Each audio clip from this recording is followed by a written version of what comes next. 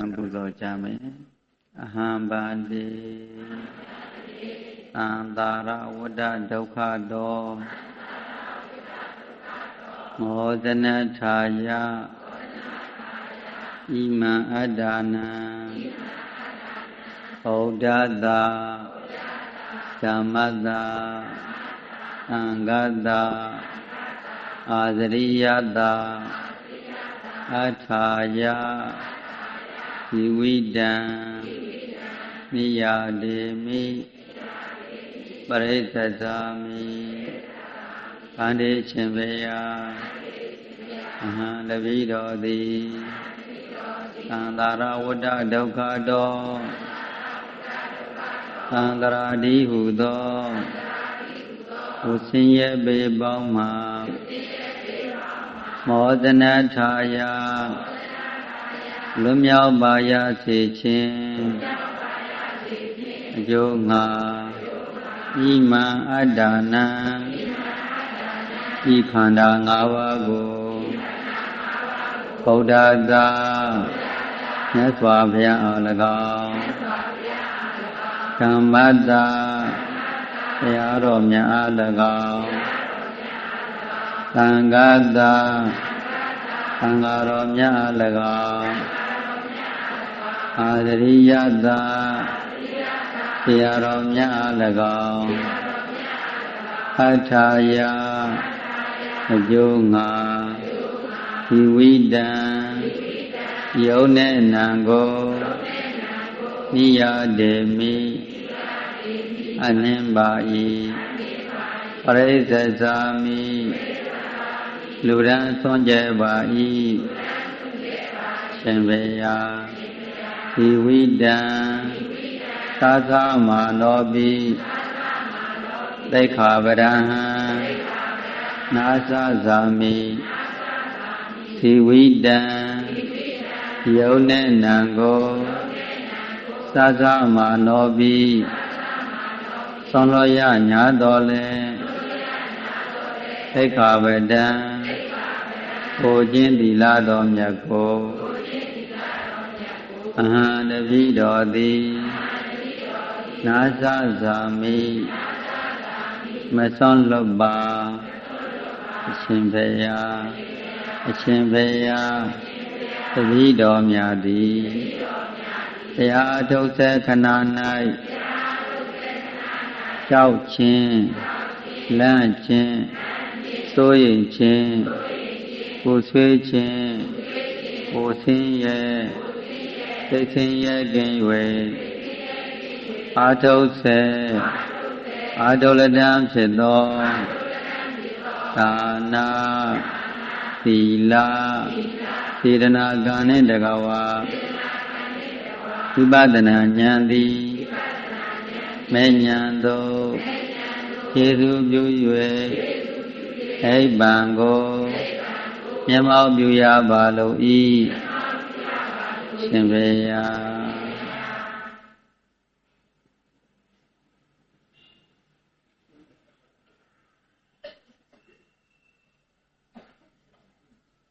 ကဲတရားမှတ်ကြမယ်တရားနှလုံးသွင်းကြမယ်ချမ်းသာစွာထိုင်ပေးလိုက်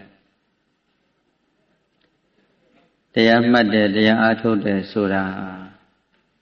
သူတစ်ပါးအတွက်လားကိုယ့်အတွက်လားကိုယ့်ကယ်တင်တဲ့အလုပ်ကိုလုပ်ထားလို့သဘောပေါက်တာလောကမှာကယ်တင်တဲ့ပုဂ္ဂိုလ်ဆိုတာရှိသလားမရှိဘူးလားမရှိဘူးကယ်တင်သောပုဂ္ဂိုလ်မရှိဘူးနော်မိမိကိုယ်ကိုယ်သာလည်းမိမိကယ်တင်နိုင်တယ်သူတစ်ပါးကယ်တင်လို့ရမလားမရှိဘူးကယ်တင်တဲ့ပုဂ္ဂိုလ်မရှိဘူးသူမြတ်စွာဘုရားရှင်သည်တတ္တဝါတွေကိုကယ်တင်သလားကယ်တင်တဲ့နည်းကိုပေးတာလားနည်းသာပေးနိုင်ပါတယ်ဘုရားရှင်နဲ့တကားအရိယာသူတော်ကောင်းကြီးတွေဟာဘာသာပေးနိုင်လဲနည်းသာပေးနိုင်ပါတယ်တဲ့ဘာလို့လဲဆိုရင်သူ့ရဲ့သားတော်ရာဟုလာကိုတောင်းမှဘုရားကရော့ယူလိုက်လို့ပေးလို့ရသလား အဲ့ဒါလို့တရားကိုပေးလို့ရသလားဆိုရင်ဒုသူတော်ကောင်းများကိုပင်ပင်ပန်းပန်းတရားထိုင်ပေးစီရမလို့ဘူးထိုင်လည်းမခိုင်ဘူးရောက်လာရင်ကျဲသောတာပန်ဖြစ်စေတည်းဆိုဖြစ်သွားမှာပေါ့နော်အခုအဲ့ဒါလို့ပေးလို့ရသလားပေးလို့မရတဲ့တရားကျင့်ယူမှရတဲ့တရားရှင်းတယ်နော်တိတ္တကျင့်ယူမှရတဲ့တရားဒီဝိပဿနာတရားပဲလို့ဆုံးဖြတ်ချက်ချပြီးကဲအပြောမဟုတ်ဖဲနဲ့လက်တွေအားထုတ်မှုဖြင့်သုံးပြုကြမယ်ချမ်းသာစွာထိုင်တဲမလန်ခွေတိုက်ရင်တဲမလန်ခွေထိုင်ကြုံကြုံလေးကြားရင်ကြုံကြုံလေးထိုင်ခါကိုဆန့်ခေါင်းကိုတက်တက်မတ်မတ်ထားခါလေးကိုဆန့်တာခါကုတ်နေခါမှာအယိုးလေးတွေရဲ့ဆုံလေးတွေလို့ရှိတယ်ခါကုတ်လာရင်နှခမ်းရှင်းသွားထိတဲ့ကပူပြီးတော့ဝေဒနာကိုလှုပ်ယူတယ်လို့ဖြစ်တတ်တယ်ဒါကြောင့်ဘုရားကဥဇုကာယံပဏိတာယတဲ့ကာယံကိုဥဇုံဖြောင့်မတ်စွာပဏိတာယထားဟေးတရားမှတ်တော့မယ်ဆိုရင်ခန္ဓာကိုယ်ဖြောင့်ဖြောင့်မတ်မတ်ထားပါကွာဖြောင့်မတ်သောအိန္ဒြေရှိပါစေတဲ့ပြီးတော့ခန္ဓာကိုယ်ကြီးကိုမလုံမရှက်ငြိမ်သက်သောအိန္ဒြေဖြင့်ထိုင်ထားပါတဲ့ငြိမ်သက်သောအိန္ဒြေရှိပါစေအိန္ဒြေ6ပါးတကားလုံးရမယ်ဆိုတဲ့စက္ခုံတရေမျက်စိဟာတည်ငြိမ်မှုရှိရမျက်စိလေးမိတ်ပြီးတိတ်ထင်ရသောတိန္ဒြေနားဟာအပြင်ကအတန်ကြားတဲ့လိုက်ပြီးနားမထောင်ရဘူးအိန္ဒြေရှိရတယ်ကာနိန္ဒြေနားနဲ့လိုက်ပြီးတော့နားမရှိရဘူးစေဝိန္ဒြေစားစီရစားကျင်တဲ့စိတ်ပေါ်တိုင်းလိုက်ပြီးတော့စားတဲ့အာယုန်ကိုမလိုက်စီနဲ့ကာယိန္ဒြေလှုပ်ရှင်တိုင်းမလှုပ်စီနဲ့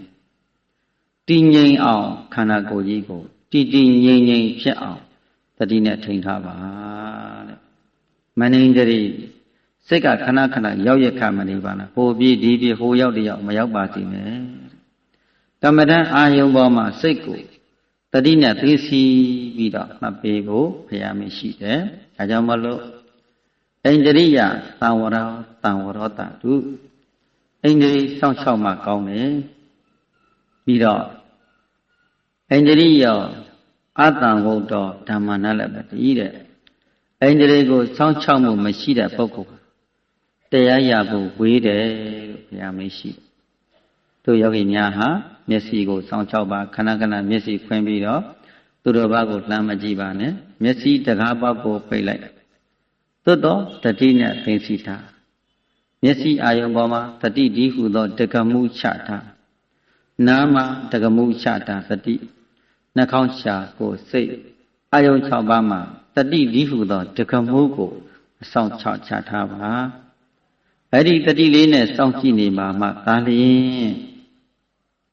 ခန္ဓာရဲ့သဘောကိုတွေ့လာတယ်ခန္ဓာကြီးထင်ရှားမှုကိုတွေ့လာတယ်ခန္ဓာကြီးပြောင်းလဲမှုလက္ခဏာကိုသင်တွေ့လာဖို့အတွက်ကဲစိတ်ကိုနာသီဖျားလေးမှာက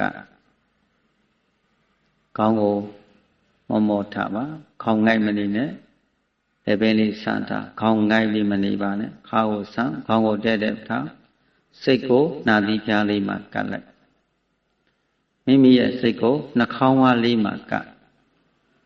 နာသီဖျားနှာခေါင်းဝါးလေးမှာအဲ့ဒီနှာခေါင်းဖျားနာသီဖျားလေးမှာကာယပတ္တဒအကြည်ဓာတ်ပေါ်မှာရှုလိုက်တဲ့လေးတွေဟာတိုးထိသွားတာရှုထုတ်တဲ့ထွက်လေရာနာသီဖျားမှာထိသွားတာလေးဒါကိုနားလည်အောင်လို့အများနားလည်ဖို့အတွက်ဝင်လေထိသိထွက်လေထိသိထိမှုသိမှုထိုနှစ်ခုတတိကြကြပြုနာသီဖျားလေးမှာတိုးထိနေတာလေထိမှုသိမှုလေးကိုအကဲခတ်ကြည့်ပေးပါလေကိုဝါရှုထားပထမလေကိုခတ်ရှိစုဘုရားကဒီကံဝါဒီကမတိပဇာနာတိရသောဝါရတမတိပဇာနာတိလို့ပြန်လေကိုခတ်ရှိရှုနေရှေလေးသတိနဲ့သိစီဖို့လေရှုမှုတို့ရင်ချိုလေးသတိနဲ့သိစီထားဖို့ ညာတိုင်းမှာတတိတိလိုရင်းပါပဲတတိအမြဲတမ်းထင်ရှားနေဖို့ဒီလိုအပ်ပါတယ်လေကိုပုံမှန်ရှုဝင်လေထွက်လေစိတ်ဆိုင်လေမှတ်လေယောဂီများဝင်လေထွက်လေစိတ်ဆိုင်လေမှတ်လေယောဂီများမနေမမြန်ဝင်လေဟာမှတ်ပြန်တတိထားမနေမမြန်ထွက်လေဟာမှတ်ပြန်တတိထားရှုလိုက်တဲ့လေကိုအများများမရှုနဲ့နေလည်းမနေစေနဲ့လေကိုဝါဝရှုလေကိုမှန်မှန်လေးရှုကဲခါပြီးတော့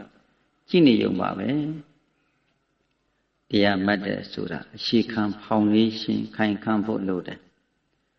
အရှိခံဖောင်လေးရှင်မခိုင်ခန့်ရင်အထက်ကိုလှမ်းလို့မရဘူးဒါကြောင့်အရှိခံလေးကအဖြေမှန်ပေါ်အောင်ဝင်လေထွက်လေကိုတတိပဋ္ဌာန်တရားအရှိခံထားပြီးတော့မှတ်ဖို့ဘာမှမမှတ်နဲ့ဝင်လေထွက်လေတစ်ခုတည်းကိုအဓိကဆောင်လိုက်ပါစိတ်ကဘယ်အာယုံမှမရောက်စေနဲ့စိတ်ကိုနှာသီးဖျားလေးမှကပ်ပြီးတော့ရှုနေတဲ့ဝင်လေထိထွက်လေထိမှုသိမှုဒါဘုဒ္ဓအဓိကဆောင်စက်တိုက်မှမိုင်မနဲ့ဖက်ကနေစိတ်ထွက်မှသိလိုက်ပြီးစိတ်ကိုနှာသီးဖျားလေးမှဝင်လေထွက်လေပြန်မှမိုင်မနဲ့စိတ်ကဖြတ်ကနေအပြင်တွဲသွားရင်သိလိုက်ပြီးရင်စိတ်ကိုနှာသီးဖျားလေးမှပြန်ကပ်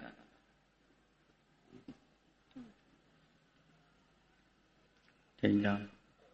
လေကိုဝါဝရှုပြီးတော့မှလေလေးကိုဝါဝရှုပြီးလေကိုမှန်မှန်သာရှုတာမနှိမ့်မမြန်ခမ်းမှန်မှန်ယောဂီတတိထားဒီလည်းမနေနဲ့မြန်လည်းမမြန်စေနဲ့ခမ်းမှန်မှန်ကလေးသာအကဲခါပြီးတော့ကြည့်ဝိပဿနာဉာဏ်အစဖြိုးနေတယ်ထိန်လို့မှတ်ဘာလို့နည်းနည်းလေးလွယ်ထွက်သွားရင်ပြန်မှတ်လေကိုမှမှရှုဆိုင်မှုနှေးရင်အိမ်ငိုက်ဝင်လာတတ်တယ်နော်သတိထားဝင်လေထွက်လေရှုဆိုင်မှုနှေးရင်အိတ်ရှင်ငိုက်မိတဲ့စိတ်ဝင်လာတတ်တယ်သတိထားမနှေးမမြန်ခပ်မှန်တိန်တာ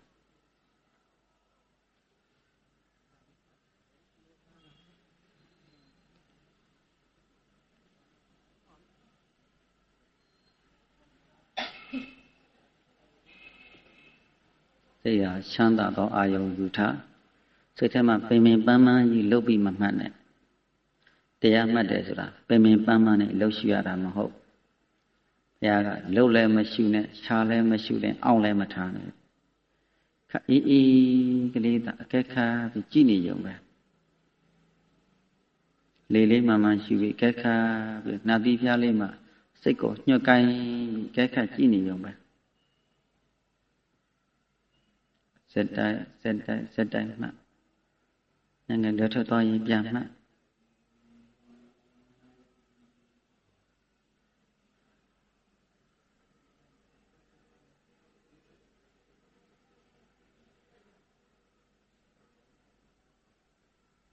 တတိမြဲတမ်းကတ်တာတတိမေခင်ကိုကင်တာနည်းနည်းဖက်ကနေလွဲရင်ပြန်မှလိုက်နည်းနည်းလွတ်ထွက်သွားရင်ပြန်မှလိုက်စိတ်ကခဏအပြင်မရောက်စေနဲ့စိတ်ကခဏအပြင်မရောက်ချင်းစိတ်ကိုခန္ဓာကိုယ်ကအပြင်မရောက်စေနဲ့အပြင်အာယုံနဲ့မဆက်ဆံစေနဲ့စိတ်ကိုနှာသီးဖျားလေးမှကတရားမှတ်တဲ့ပုဂ္ဂိုလ်စိတ်ရှိရတယ်ဆွဲရှိရတယ်သိခံရတယ်နော်စိတ်ရှိထားခအေးချမ်းသာသောစိတ်ဖြင့်ကြည့်စိတ်ကအမြဲတမ်းချမ်းသာသောအာယုံဖြင့်သာကြည့်ထားစိတ်ချမ်းသာမှတမာတိဖြစ်တယ်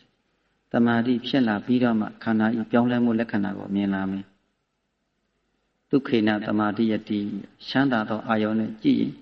စိတ်ငြိမ်သက်မှုရလာတယ်တမာဟိတောယထာဘုဒ္ဓပသနာတိတမာတိဖြစ်မှ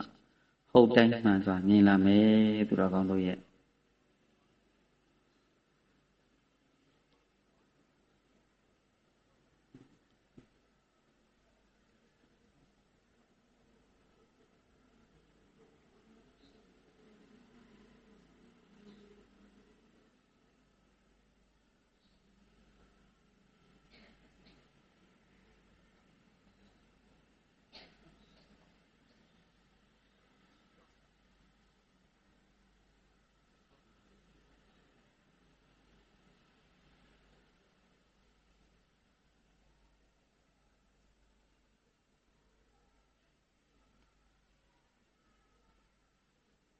တင်တာ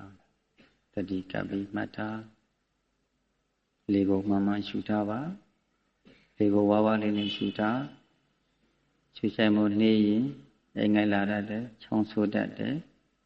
ရှင်မောလာတတ်တယ်မြန်မြန်မရှုနဲ့မြန်မြန်လည်းမရှုနဲ့နေလည်းမနေစေနဲ့ခမှန်မှန်ကလေးအမြဲတမ်းရှုနေတတ်တဲ့ကဲခါပြီးတော့ထိန်လို့ခအေးအေးလေးချမ်းသာသောစိတ်ဖြင့်ကဲခတ်ပြီးတော့မှစက်တိုက်မှငါလွယ်ထွက်သွားရင်ပြန်မှ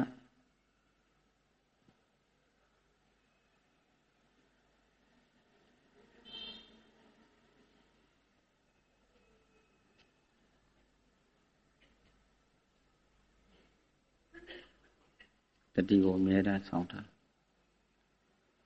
အပမာဒတတိကိုကင်ထားမတ္တိနည်းနည်းလေးပက္ခနဲ့လွယ်သွားရင်ကိလေသာစားထိုးတတ်တယ်နော်ကျန်လွယ်သွားရင်ချက်ချင်းပြန်သေးကိုလွဲတာကိုဘဲမှန်သိအောင်ကြိုးစားခန္ဓာကပေါ်နေပါလေမသိရင်ကိလေသာစားထိုးနေလို့ပြန်မှတ်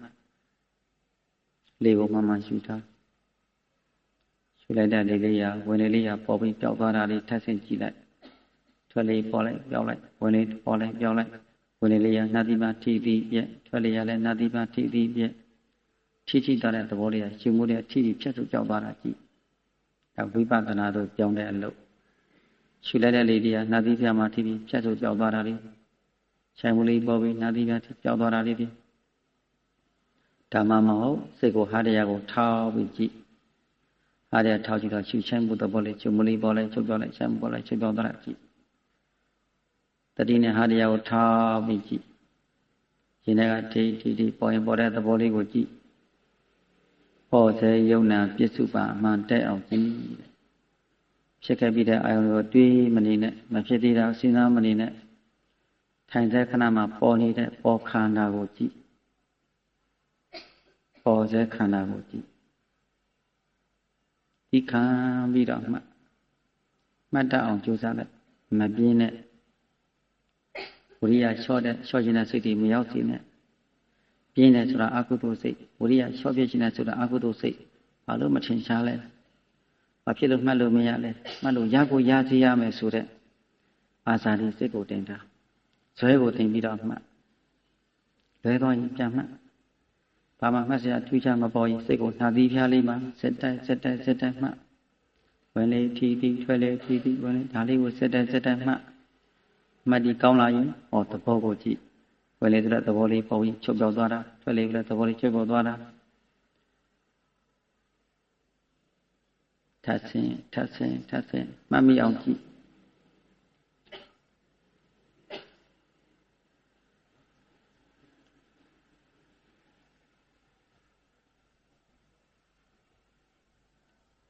ဒီတော့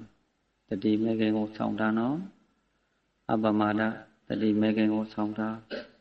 ထိန်လို့ကိုယ်မူရာကိုတတိနဲ့ထိန်စိတ်အမူရာကိုတတိနဲ့သိသိလိုက်နည်းလေးဝဲသွားရင်ချက်ချင်းပြန်ထိန်လိုက်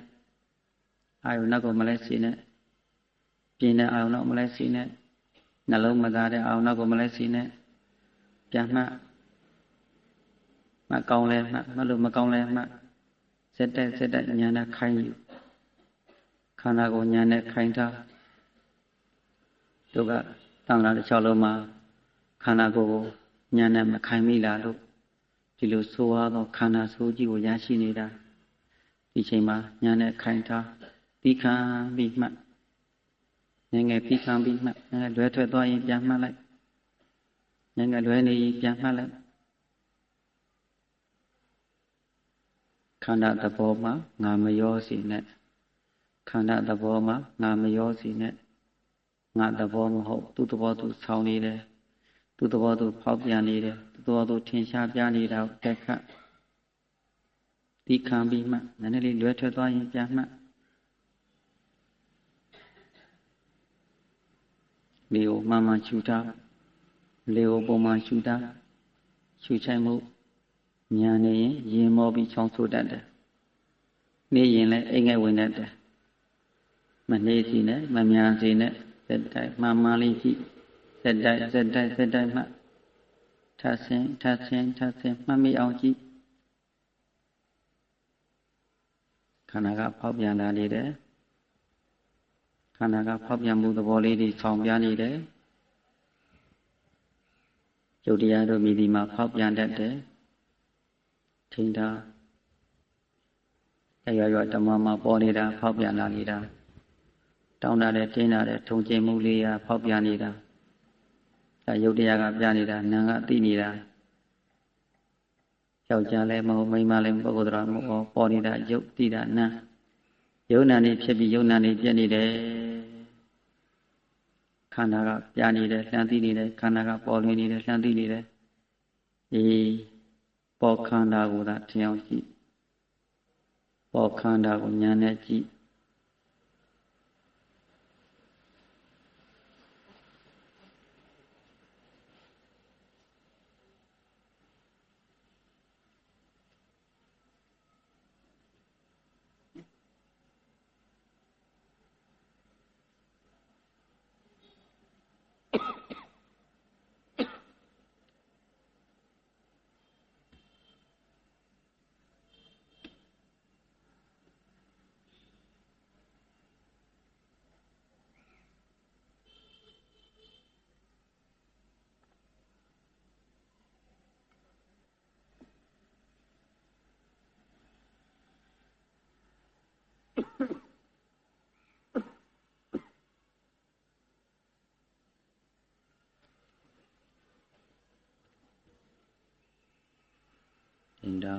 တတိကထတတိမေခင်ကိုဆောင်ထားအတ္တိလွယ်နေတယ်ပြန်မှလည်းလွယ်သွားရင်ပြန်မှသူချမှတ်စရာမရှိရင်စိတ်ကိုနှာတိဖျားလေးမှပြန်ကမှတ်ဓမ္မမောဟတရားထောက်ပြီးတော့ကြည့်ဘုခန္ဓာကိုဉာဏ်နဲ့ခြုံပြီးတော့တက်ခတ်မှတ်တတိကိုအမြဲတမ်းရှိပါသည်တတိမေခင်ကိုအမြဲတမ်းကြိုက်တာ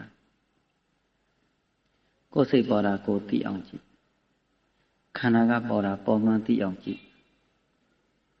ပေါ်နေတဲ့ခန္ဓာနှမ်းသိတဲ့ဉာဏ်တွဲထားပေါ်နေတဲ့ခန္ဓာဟာတသမတ်ထဲငြိမ်သက်မနေပဲပြောင်းလဲနေတာတွေရွေ့ရှားနေတာလေးဒီစက္ကန့်နဲ့တစ်ဖြတ်ဖြတ်နဲ့ပြောင်းလဲတဲ့သဘောလေးကိုကြည့်ပြောင်းလဲနေတာကအနိစ္စလက္ခဏာသိတာကဉာဏ်ရှေ့ကအနိစ္စနောက်ကမက်ကရှေ့ကဒုက္ခနောက်ကမက်ကတွဲထားပေးပါခန္ဓာတစ်ခုလုံးမှာဘာတစ်ခုရဲ့မှငြိမ်းမြန်တဲ့သဘောမရှိဘူးဆိုတာယောဂီများဉာဏ်ထဲမှာထင်ရှားပါသည်ဉာဏ်ငယ်သီးခံပြီးတော့မှသီးခံတယ်လို့နဲ့မျက်စုံနဲ့ဆင်းရဲခံမှချမ်းသာရတယ်သူတော်ကောင်းတို့ရဲ့ထိန်းထားနိုင်ငံတွဲထွက်သွားရင်ပြန်မှတ်လိုက်နိုင်ငံတွဲသွားရင်ပြန်မှတ်လေကိုမှန်မှန်ချူထားခန္ဓာကဖောက်ပြန်မှုဝေဒနာတွေများများပေါ်ရင်လေကိုမှန်မှန်လာချူထားခန္ဓာကိုတောင့်မထားနဲ့တင်းကြပ်မထားနဲ့အဲချော့ချောလေးကိုယ်လည်းချော့ချလိုက်စိတ်ကိုလည်းချော့အေးအေးလေးချမ်းသာသောအာယုံဖြင့်ကဲခါပြီးကြည်နေုံပဲ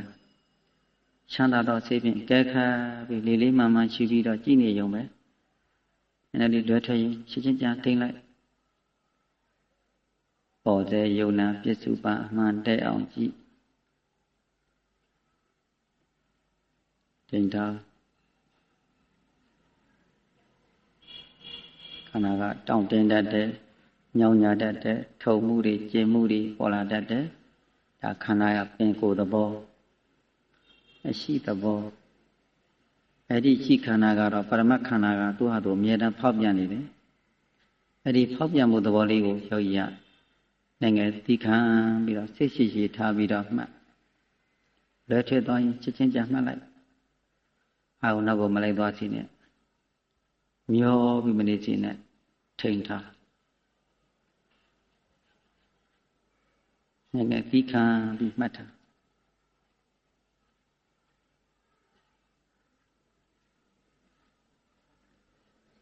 လေကိုဝါဝရှူထားပါ လေကိုဝါးဝါးလင်းလင်းရှုထားပါလေကိုခက်ရှိရှိရှုထားပါရှုဆိုင်မှုနှေးရင်အိတ်ရှင်ငိုင်းမိတဲ့စိတ်ဝင်တတ်တယ်အိတ်ရှင်ငိုင်းမိတဲ့စိတ်တွေဝင်နေတယ်တတိထားပါလေကိုပုံမှန်ရှုထား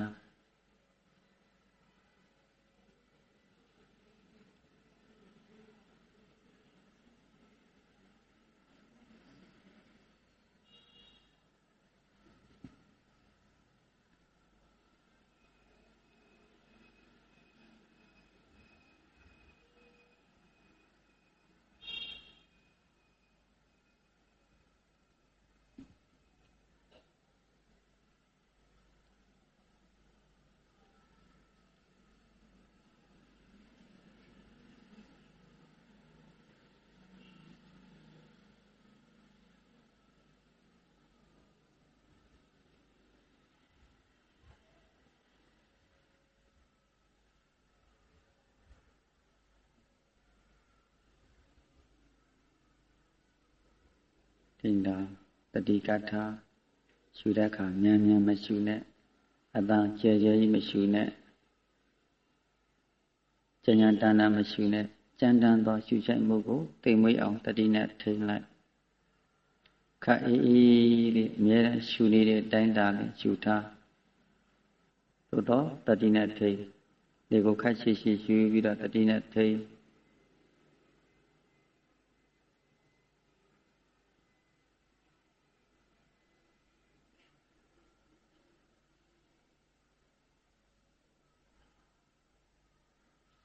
တင်တာခန္ဓာကိုယ်ကြီးကိုဉာဏ်နဲ့ခိုင်းလာတဲ့အခါမှာခန္ဓာကတော့ဖောက်ပြန်တတ်တယ်နော်ညောင်ညာလာတတ်တယ်ကြိုက်ခဲတတ်တယ်ထုံတာကျင်တာတွေဖောက်ပြလာတတ်တယ်ဒါခန္ဓာကဖောက်ပြန်နေတာသူများကလာပြတာမဟုတ်ခန္ဓာကသူတစ်ပါးကလာပြတာမဟုတ်ခန္ဓာကပြလာနေတာဒီတရားမှတ်တဲ့ယောဂီဒီမှာကြည့်နဲ့ခန္ဓာကိုဖောက်ပြန်နေတယ်မမြဲဘူးခဲ့ဒီမှာကြည့်ဆင်းရဲနေတယ်ဒီမှာကြည့်ဆင်းရဲတဲ့ခန္ဓာကဆင်းရဲခြင်းသဘောလေးကိုဒါပြနေဒါအကဲခတ်မှမှန်မှန်လေးတာကြည့်ဒီကိုဝါးဝါးလေးလေးရှုပြီးတော့ကြည့်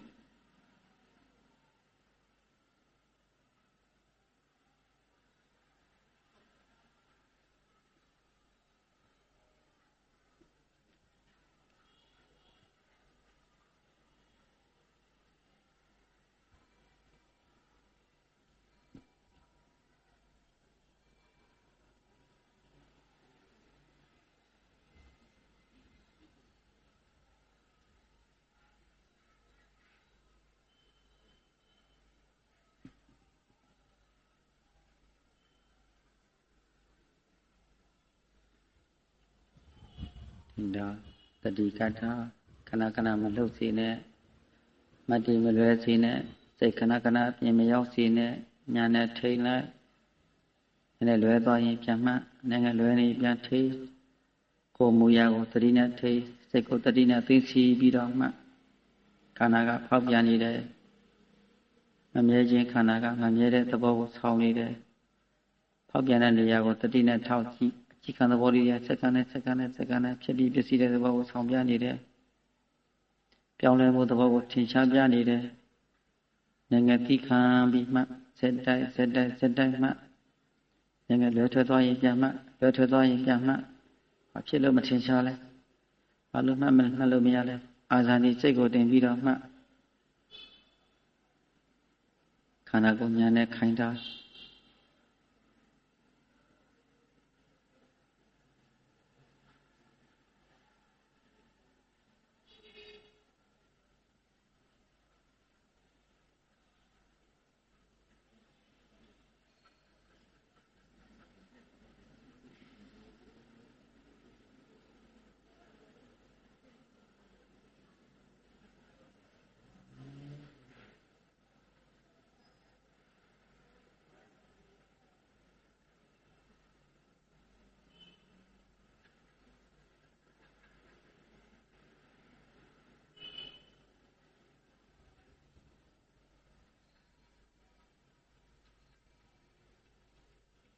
ဒါပฏิကထာပေးပါ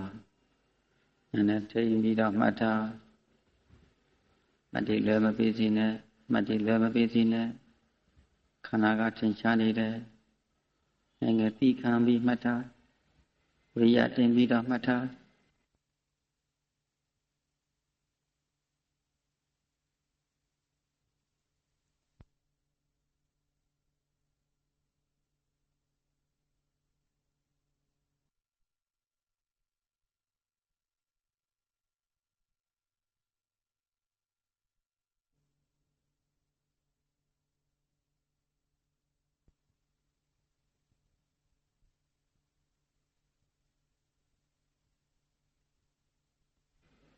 ဘာဖြစ်လို့မထင်ရှားလဲဆွဲတင်ထားဒ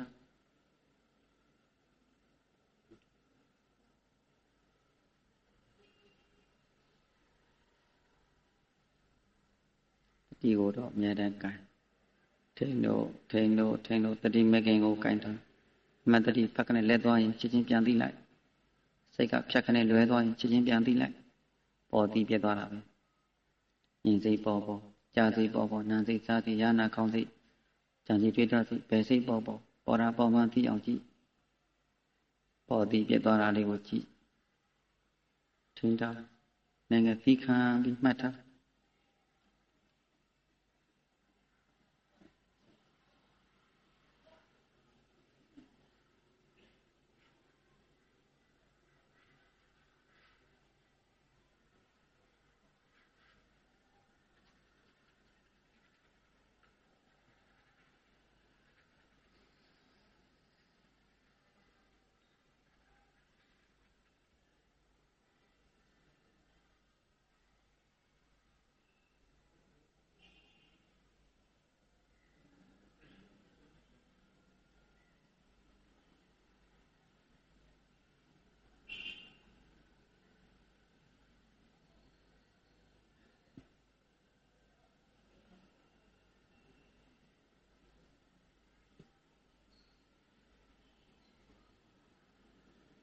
သင်္ကေ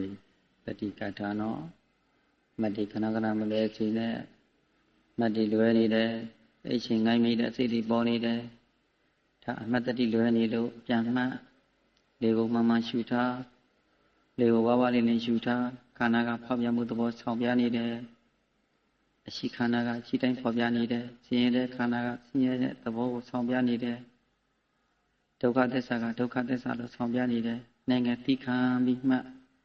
ဝိရိယတင်ထားလွယ်ရင်ပြန်တဲ့လိုရင်ဖြည့်ထားပိုရင်နှုတ်ထားအပေါ်အာယုန်နဲ့မဝင်စီနဲ့ထိန်လို့မှတ်မိအောင်ကြည့်ခန္ဓာဆိုးရတယ်နော်ဝိရိယတင်ထား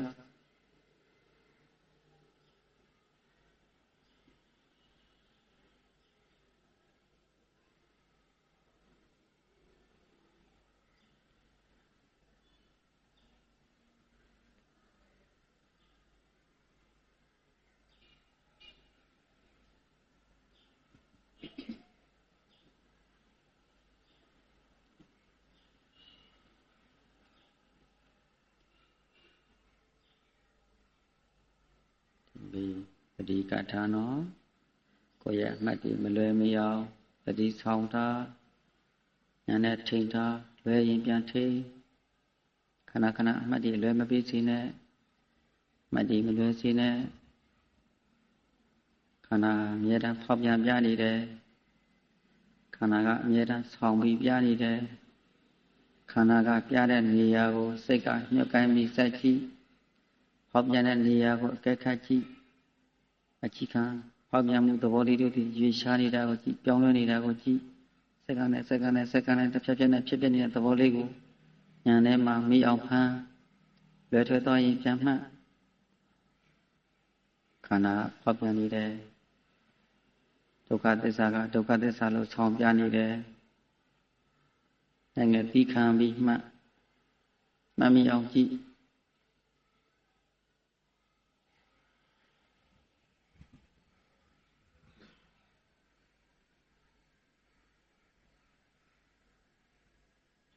လေကိုမှန်ရှူထား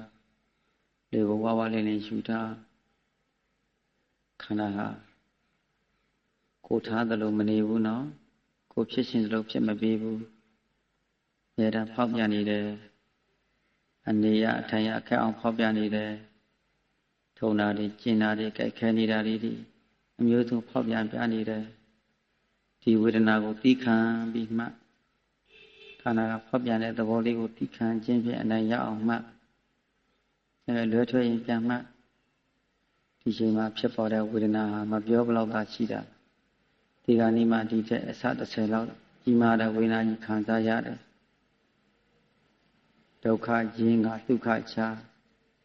ချမ်းသာကြီးလိုလားတဲ့ပုဂ္ဂိုလ်ချမ်းသာလေးကိုဆွမ်းနိုင်ရတယ်ဆင်းရဲကြီးကြောက်တဲ့ပုဂ္ဂိုလ်ဆင်းရဲလေးကိုသိခံရတယ်သူတော်ကောင်းတို့ရဲ့ဆင်းရဲကြီးကြောက်တဲ့ပုဂ္ဂိုလ်ဆင်းရဲကလေးကိုသိခံရတယ်ဒီဆင်းရဲကမပြောဘလောက်တဲ့ဆင်းရဲတာဒီတဲ့ဒုက္ခရိဘဆင်းရဲဒီတဲ့အစပေါ်ယထာမကဆင်းရဲတယ်စောင့်ကြည့်ပါတတိနဲ့ထိန်ထားလေကိုမှန်မှန်ရှုပြီးတော့မှတ်မိအောင်ကြည့်ထား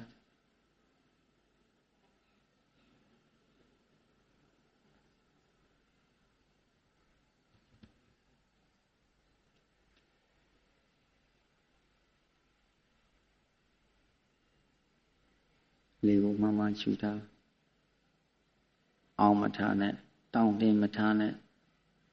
ခန္ဓာကိုတောင့်တင်းပြီးမထားနဲ့စိတ်ကိုချော့ထားခက်အေးအေးလေးကြည့်ခက်အေးအေးကိုယ်သာနာယူစိတ်မနာစေနဲ့ရုပ်နဲ့နာမပူးစေနဲ့သူ့သဘောသူဆောင်ပြနေတာကိုအကဲခတ်သူ့သဘောသူဆောင်ပြနေတာကိုဉာဏ်ကအကဲခတ်ပြီးမှ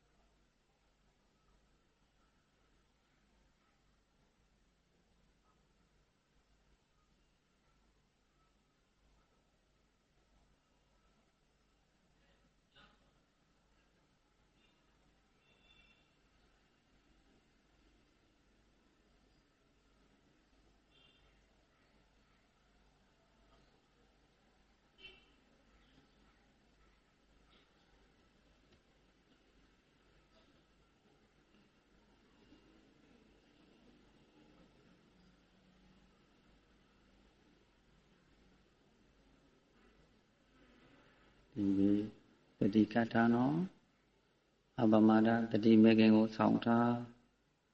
ထိန်လို့မှတ်မိအောင်ကြည့်ငယ်လွယ်ထွဲသွားရင်ပြန်မှတ်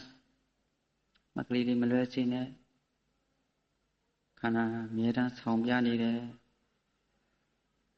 ခန္ဓာကသူ့သဘောသူဆောင်ပြနေတယ်အနိစ္စခန္ဓာကအနိစ္စသဘောကိုဆောင်ပြနေတယ်ဒုက္ခခန္ဓာကဒုက္ခလို့ဆောင်ပြနေတယ်အနတ္တခန္ဓာကအနတ္တတိုင်းဆောင်ပြနေတယ်နေငယ်ပြီးခံပြီးမှတ်ထားဆင်းရဲခံမှချမ်းသာရတယ်နော်ဒုက္ခရင်းကဒုက္ခချရတယ်ဒုက္ခကြီးကြောက်တဲ့ဘဝဒုက္ခလေးကိုသိခံရတယ်ထိတ်မှဂုခံစားနေရတဲ့ဝေဒနာကမပြောဘလောက်သာဒီကနေ့မှဒီထက်ပြင်းထန်တဲ့ဝေဒနာရှိတယ်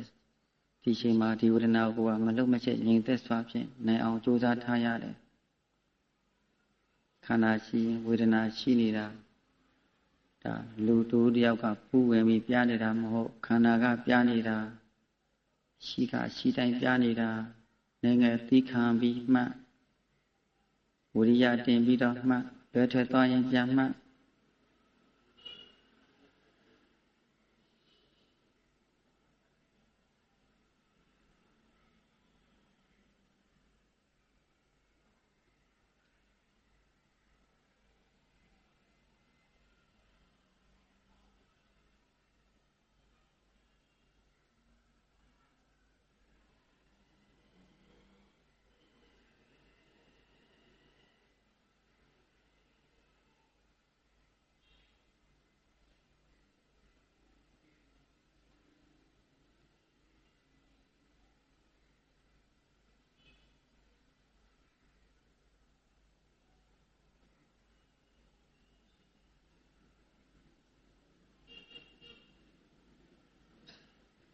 ပြီးတတိကပ်ပြီးမှတ်ထားပေးပါညာနဲ့ထိန်ပြီးတော့မှတ်ထားပေးပါ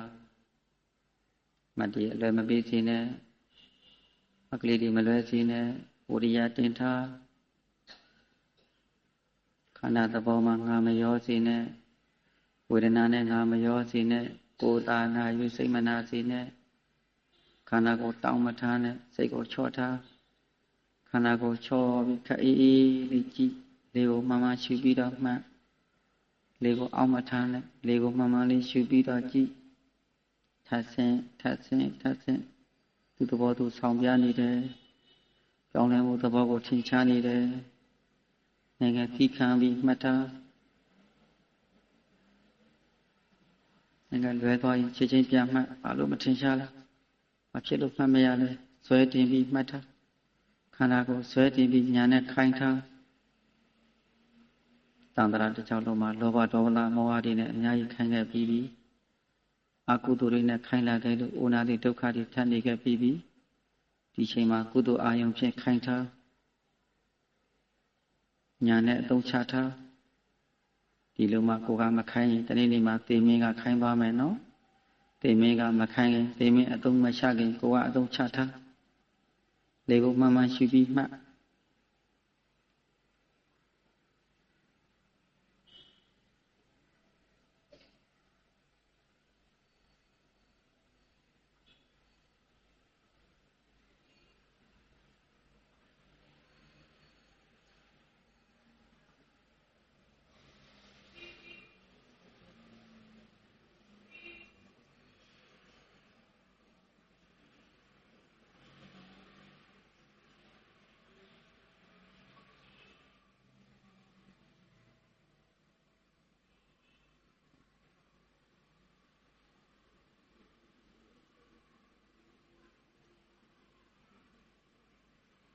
တင်ပြီးပါ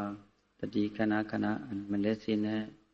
အမှတ်တတိလဲရင်သိချင်းငိုင်းမိတဲ့စိတ်ပေါ်နေတတ်တယ်စိတ်ဒီခဏခဏအပြင်ထွက်နေတတ်တယ်စိတ်ဒီအပြင်ထွက်နေတာအမှတ်တတိလွဲနေလို့သိချင်းငိုင်းမိတဲ့စိတ်ပေါ်နေတာအမှတ်တတိလွဲနေလို့ပြန်မှတ်လွဲရင်ပြန်မှတ်လေကိုမှန်မှန်ရှုထားလေကိုပုံမှန်ရှုပြီးတော့မှတ်လွဲရင်ပြန်မှတ်ဘာဖြစ်လို့မထင်ရှားလဲအာဇာနည်စိတ်ကိုတင်မှတ်ညာနဲ့အသုံးချထား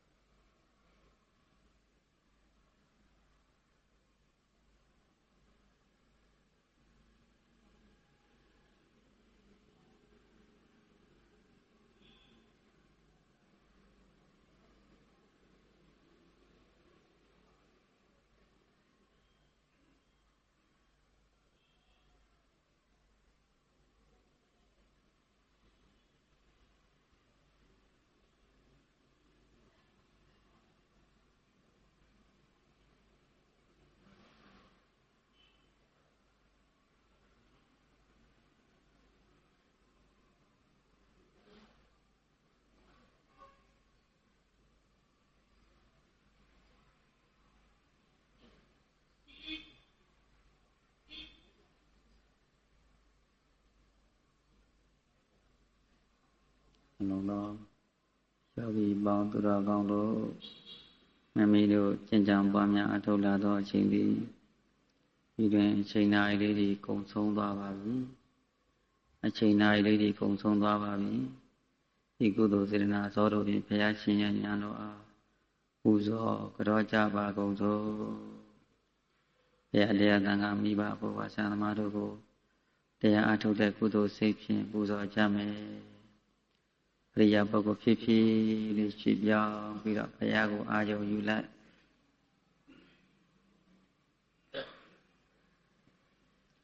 ခန္ဓာကိုယ်ကြီးကိုအနည်းငယ်စစ်ဆေးကြမယ်ဒီနေ့ယခုလိုခန္ဓာကိုယ်ကြီးကို ဉာဏ်နဲ့အကဲခတ်ပြီးကြည့်တဲ့အခါမှာဒုဒကရမတွေဟိုတစ်ချိန်လုံးကကိုသိထားတဲ့အသိနဲ့လက်တွေ့ခန္ဓာကိုယ်ကြီးကိုဉာဏ်နဲ့ကြည့်လို့သိလာတဲ့အသိနဲ့အတူတူလားတယောက်တခြားလားတယောက်တခြားပဲဟိုတုန်းကကိုဒီလိုခန္ဓာကိုယ်ရဲ့စီစဉ်ရဲ့ကြီးဖောက်ပြန်လာလိမ့်မယ်လို့ထင်သလားဒီကနေ့ဉာဏ်လေးနဲ့ကပ်ပြီးခန္ဓာအစဉ်ကိုဉာဏ်ရှင်ပြီးအကဲခတ်ကြည့်လိုက်တော့မှနည်းနည်းလေးကြာကြတယ်10မိနစ်15နာရီဝက်လောက်ထိုင်လာပြီးဆိုရင်ခန္ဓာကိုယ်ကြီးငြိမ်ပြလာသလားဖောက်ပြန်ပြလာတာဖောက်ပြန်တဲ့နေရာလေးတွေကိုခန္ဓာကြီးမဖောက်ပြန်ပါစေနဲ့လို့တားလို့မြရသလားသူ့ရဲ့တတ္တိလေးတွေကစက္ကမလဖြစ်ပြီးပြည့်နေတယ်စက္ကနဲ့တစ်ဖြတ်နဲ့မမြဲတဲ့သဘောတွေမပြနေဘူးလားဟိုနာကတစ်မျိုးပြဒီနာကတစ်မျိုးပြဟိုကတစ်မျိုးဒီကတစ်မျိုးတဲ့ခန္ဓာတစ်ခုလုံးမှာတည်ငြိမ်မှုသဘောတွေမရှိဘဲနဲ့အမြဲတမ်းဖောက်လဲဖောက်ပြန်မပြနေဘူးလားအဲ့ဒီဖောက်လဲဖောက်ပြန်ဖော်ပြနေတဲ့သဘောခန္ဓာကိုယ်ကြီးသည်သစ္စာဖွက်လိုက်တဲ့အခါမှာမြတ်စွာဘုရားကဘာသစ္စာလို့ပြောပါလိမ့်ဒီခန္ဓာကိုယ်ကြီးဒုက္ခသစ္စာတဲ့ဘုရားကအယံကာယောဒုက္ခသစ္စာမမကာယောဒုက္ခသစ္စာမမသင်တို့ဆရာငါဘုရားရဲ့ခန္ဓာကိုယ်ကြီးကလည်းပဲ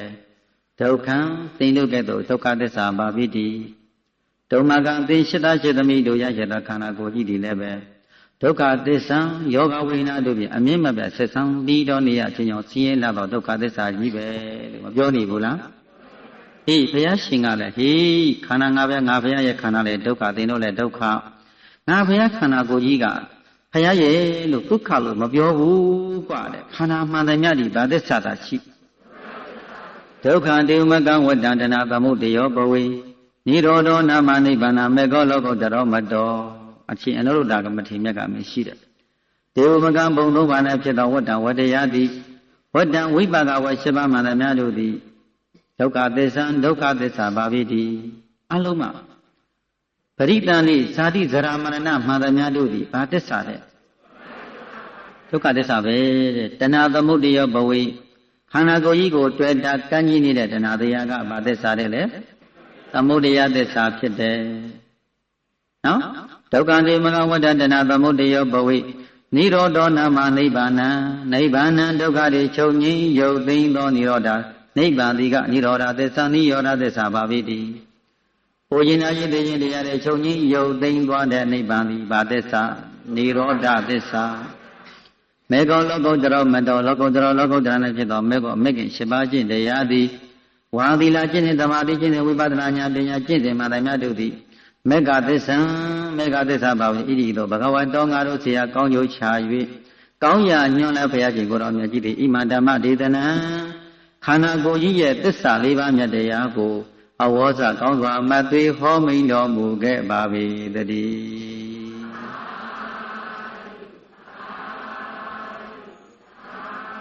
ကဲကုသိုလ်စိတ်ကိုရင်ဝင်ပဲ့ပဲဆုတောင်းမြတ်ပြီးကြမယ်ဣမာယဓမ္မနုဓမ္မပฏิပတိယဗုဒ္ဓံဘုဇေမိဓမ္မံဘုဇေမိသံဃံဘုဇေမိဣမာယဓမ္မ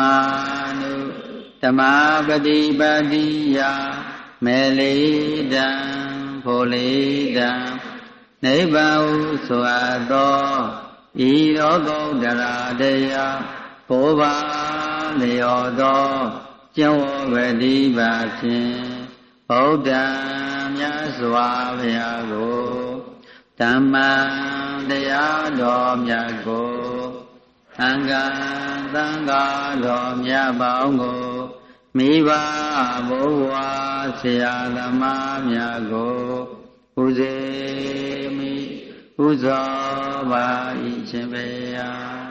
ဘုရားဥရှာလိုက်တရားအထုတ်ရှင်ပူဇော်ပါ၏ဘုရားဆုတောင်းကြမယ်မရရင်စာရွက်ကလေးလေးကြည့်ဆိုကြပါအတ္တဣမာယပฏิပတိယဇာတိဇရာဗျာတိမရဏမပရိမောစိတာမိဣမာယ ပฏิပါတိယမေလေတံပေါ်လေတံနိဗ္ဗာန်ဆိုအပ်သောဤလောကုတ္တရာတရားဘုရားလျောသောကျင့်ဝတ်ပฏิပါကြောင့်ဇာတိဇရာယာတိမရဏမှာပရိဒံနေရခြင်းဟောရခြင်းနာရခြင်းတရားခြင်းတို့မှာအတ္တမချောဧကံပရိမုတ်စိတ်သာမိလွတ်မြောက်ရပါလို့ဤရှင်ဘုရားဥရှာလဲဘုနာတိဒုက္ခမှလွတ်မြောက်ရပါလို့မြတ်စွာဘုရားဆုတောင်းပြီးမြတ်ပြီးဝေကြမယ်ဤသို့ပြုရာမြတ်သောမြတ်ကြောင့်အမတခိမံဒီနိဗ္ဗာန်ကိုဧကံထောက်ချောက်ရောက်စေသောယနေ့ယခုအာသုတမြတ်မြတ်ဘာကကိုဧဝစေယမြို့သားနှင့်ကိုမဆောင်ပြကိုဆောင်နက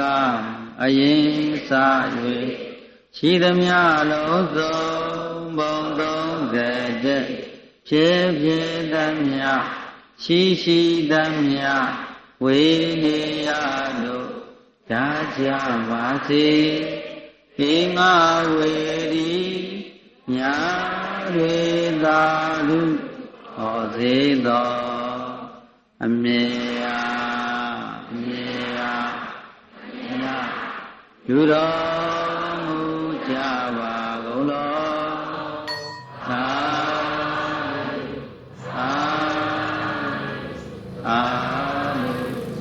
အမေယူတော်မူကြပါကုန်လော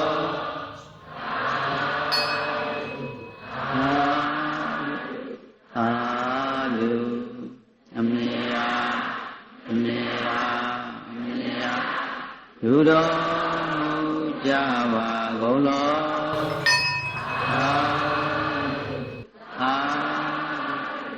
သာဓုကဲဆင်းရဲကင်းပြောက်ချမ်းသာခြင်းကိုမျက်မှောက်ပြုလွယ်နိုင်ကြပါစေသူတော်ပြည့်လိုက်